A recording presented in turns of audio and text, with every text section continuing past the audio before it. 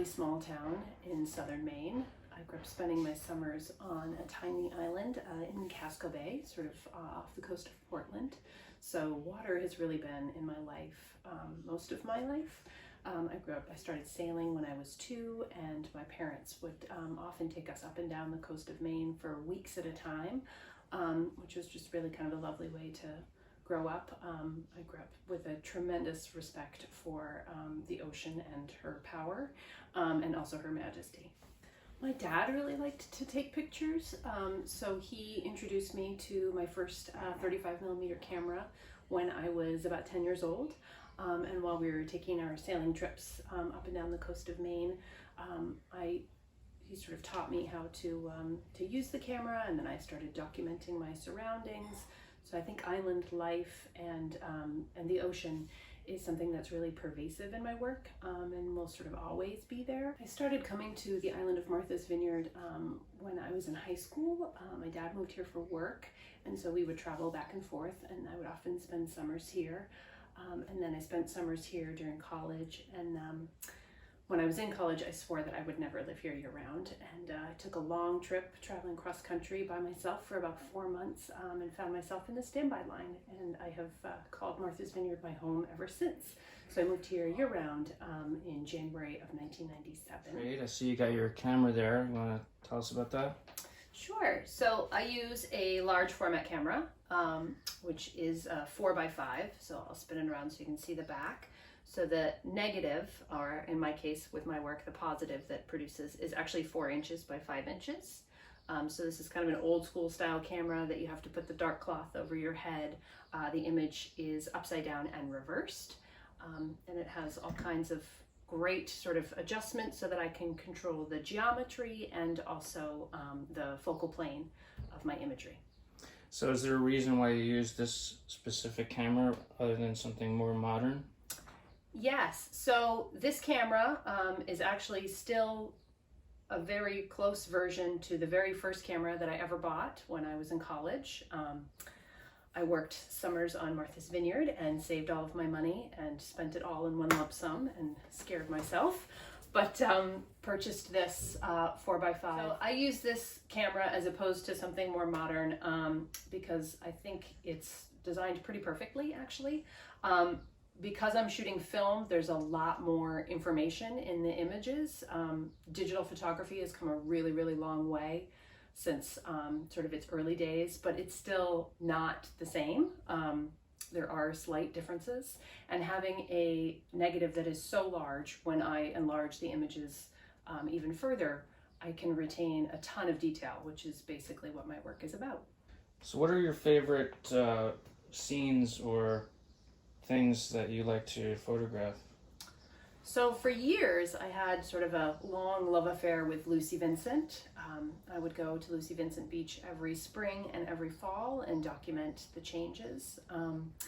Recently, the topography of that area has changed so much that I'm sort of not as inspired as I used to be, and I'm now really excited about making images over on Chappaquiddick. I sort of love the soft stillness of the water and the contrast of the bright green and the blue with the yellow of the sand, and just sort of all of the abstract shapes that the landscape creates.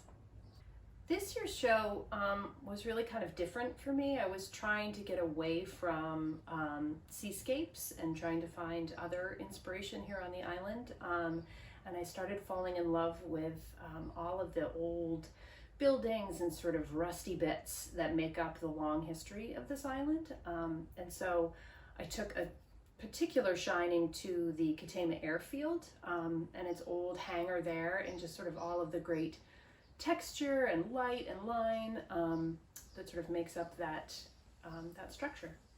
So who are you most influenced by? I think I would have to say my greatest influences are the female life photographers that were mostly sort of together during World War II. Bernice Abbott, Margaret Bourke-White, Dorothea Lange. I'm really impressed with their sort of tenacity and their sheer sort of will to succeed, and I'm inspired by their integrity and just their really incredible dedication to their craft. So how has your work changed over the years, and have you learned things along the way? Definitely. So initially, when I was in college, I feel like I was predominantly a black and white photographer. Actually, these are some of my very, very, very long ago. And when I was in college, I developed an allergy to the chemistry, so I couldn't be in the darkroom anymore. So rather than sort of give up photography, I started shooting Polaroid. I shot Polaroid film exclusively for about 25 years. I did this really fantastic process called a Polaroid emulsion lift, where I could actually lift the photographic emulsion off of its original surface. Had this really wonderful kind of tactile sculptural quality to it. And I would sort of float it onto glass and then frame them in these shadow boxes. And then Polaroid sort of up and went belly up and went bankrupt, and the film disappeared. And so in September of 2008, there were no more production of Polaroid film, and I had to sort of pivot again. And I fell in love with my current film, which is Fuji. It's a transparency film that I use, and I still sort of print on the glass, but in this case, I actually adhere the transparency itself to the back of a sheet of museum glass and then frame them. I was always taught that photography is sort of an object, and that your film does matter. And so I treat these little pieces more like sculptures, really, than photographs. What's your favorite thing to do on the island?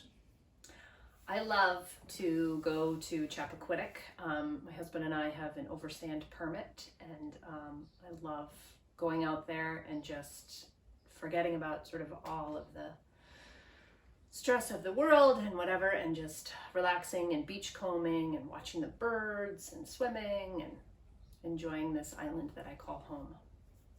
Nice. And one desert island food that you would want to have? Well, if I had just one food for the rest of my life, Yeah. what would it be? I think cheese. Okay. I hate to say it, but I do love cheese.